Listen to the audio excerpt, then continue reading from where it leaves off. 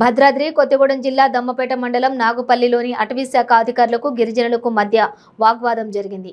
అటవీశాఖ భూముల్లో గిరిజనులు మొక్కలు నాటుతున్నారంటూ గిరిజనులను అటవీశాఖ అధికారులు అడ్డుకున్నారు.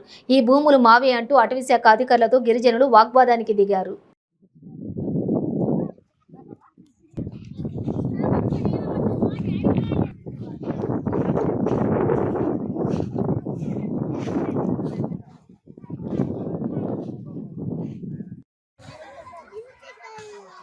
ఆగు ఆడతారు